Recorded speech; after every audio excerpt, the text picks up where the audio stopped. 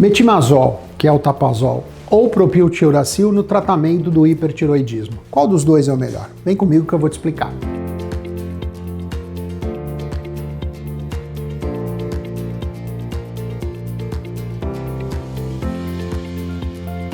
Quando nós temos um paciente com hipertiroidismo, normalmente a primeira opção de tratamento é a utilização de drogas antitiroidianas. Nós chamamos de drogas antitiroidianas aquelas drogas que bloqueiam a síntese de hormônio tiroidiano. Isso quer dizer o quê? São os medicamentos que impedem que a tireoide fabrique o hormônio tiroidiano. E aí nós temos no mercado dois medicamentos básicos. O propiltiuracil, que é o medicamento mais tradicional, e o metimazol, que é vendido como Tapazol. Esses dois medicamentos, eles atuam de forma muito semelhante, mas existem algumas diferenças básicas entre eles. A primeira diferença é a quantidade de medicamento que você utiliza para tratar o hipertiroidismo. Por exemplo, o propiltiuracil, ele só tem a apresentação de 100 mg.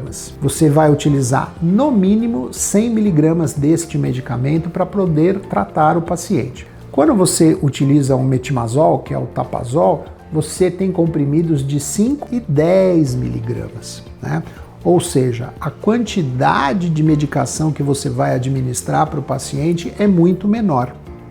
E a gente tem que lembrar que quando a gente faz o tratamento para o hipertiroidismo, a gente está tratando algumas doenças, especialmente a doença de Graves, que é a causa mais comum de hipertiroidismo, que é o bócio difuso tóxico, as tiroidites, porque algumas tiroidites podem levar a um hipertiroidismo transitório, que pode necessitar de tratamento, e os nódulos tóxicos, que são aqueles nódulos que produzem hormônio tireoidiano acima do que o paciente necessita de uma maneira independente.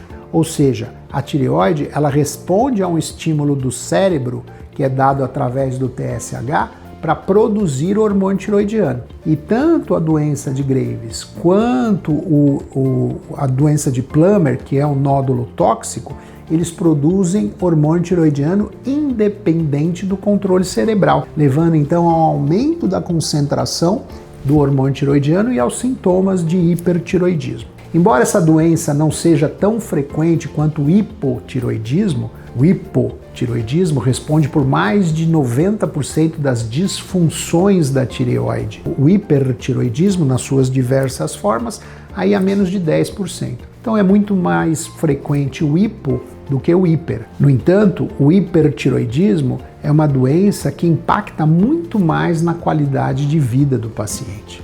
E aí nós temos algumas formas de tratamento. Como eu disse, a primeira forma são as drogas antitireoidianas. Então, como a dosagem das medicações são diferentes, o índice de complicações dessas drogas já é um índice razoável. E quando a gente utiliza o propiltiuracil, as complicações são maiores. Por isso, na nossa prática clínica, nós sempre iniciamos o tratamento com o Tapazol. No entanto, alguns pacientes não se adaptam ao Tapazol, porque o Tapazol e o propiltiuracil, eles são medicamentos que eles podem dar complicações, especialmente a nível gástrico, né? Por isso que, diferente do hormônio tireoidiano, a gente nunca dá a droga antitireoidiana com o estômago vazio, e outras complicações diversas. Mas como você dá uma quantidade menor de Tapazol, a chance de complicações é um pouco menor. Quando o paciente não se adapta ao metimazol, ao Tapazol, aí a gente tenta dar o propiltiuracil. E normalmente o paciente se adapta melhor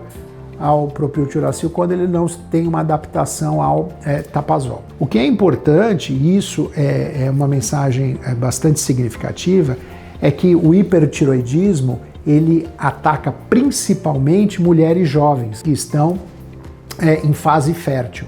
Assim, é muito comum mulheres desenvolverem um hipertiroidismo e podem engravidar durante a vigência da doença. E aí, um aviso muito importante: se você está tomando Tapazol, metimazol e engravida, você deve imediatamente parar o Tapazol e mudar para o propiltiuracil, porque o Tapazol ele passa a barreira placentária e vai atacar o feto. Já o propiltiuracil não. Por isso que mulheres na vigência de hipertiroidismo que engravidam, se estão tomando o metimazol, elas têm que parar imediatamente e começar a tomar o propiltiuracil. É muito importante que você faça um acompanhamento médico rigoroso, né, para evitar qualquer tipo de complicação. Especialmente as drogas antitiroidianas, elas exigem um controle muito rigoroso da parte hematológica, né, porque em alguns pacientes, poucos, mas pode acontecer, afetar a produção de glóbulos vermelhos e glóbulos brancos, além de alterações no fígado. Se você faz uso dessas medicações, deixa aqui nos comentários. Eu vou ficar feliz em responder as suas dúvidas. E peço também a vocês que curtam e compartilhem esse vídeo e nos sigam nas nossas redes sociais.